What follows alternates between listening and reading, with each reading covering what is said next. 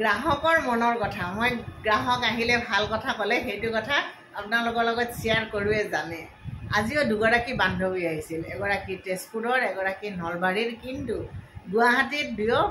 মানে ভাড়া কৰি থাকে তেজপুৰৰ গৰাকী সদায় নাথাকে স্কুল শিক্ষয়িত্ৰী হয় তেওঁ মাজে মাজে আহে আৰু এইগৰাকী চৰকাৰী উচ্চপদস্থ বিষয়া তেখেত কিন্তু গুৱাহাটীতে থাকে তেখেতৰ দুটা সন্তান আচ্ছা সেইখিনিলৈ যোৱাৰ আগতে কওঁ যে তেখেতৰ শৈশৱ আৰু তেখেতৰ কৈশোৰ যথেষ্ট কষ্টকৰ আছিল পিন্ধিবলৈ কাপোৰ নাছিল স্কুলত যাবলৈ এজোৰে কাপোৰ বৰষুণ দিলে লগৰ মানে কাপোৰ পিন্ধি তেওঁ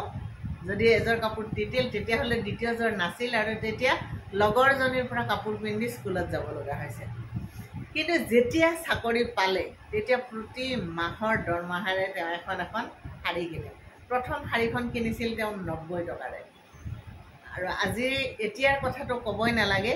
বহুত ষ্ট্ৰাগল কৰিলে লাইফটোত কিন্তু ষ্ট্ৰাগল কৰি ছেটিছফাইড হৈছে তেখেতৰ দুটা ল'ৰা ডাঙৰটো ডাক্তৰ আৰু সৰুটো IITত ইঞ্জিনিয়াৰিং কৰি আছে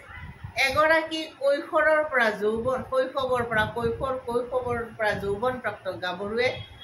যথেষ্ট কষ্টকৰ জীৱন এটা যাপন কৰিছিল আৰু তাৰ পিছত এদিন কষ্ট কৰি শিক্ষাৰ্থী উত্তীৰ্ণ হৈছিল মোতকৈ 2 বছৰ সৰু মই 84ত মেট্ৰিক পাছ কৰিছোঁ কথা পাতি জানিব পাৰিলোঁ তেখেতে 86ত মেট্ৰিক পাছ কৰিছে গতিকে ষ্ট্ৰাগল কৰি ছেটিছফাইড কথাটো ক'ব এইকাৰণে গৈছোঁ যে এদিন আপোনাৰ একো নাথাকিব পাৰে কিন্তু এদিন আপোনাৰ সকলো উভৈনদী হ'ব পাৰে যদি আপুনি কষ্ট কৰিব শিকে গতিকে কষ্ট কৰক সুন্দৰকৈ জীয়াই থাকক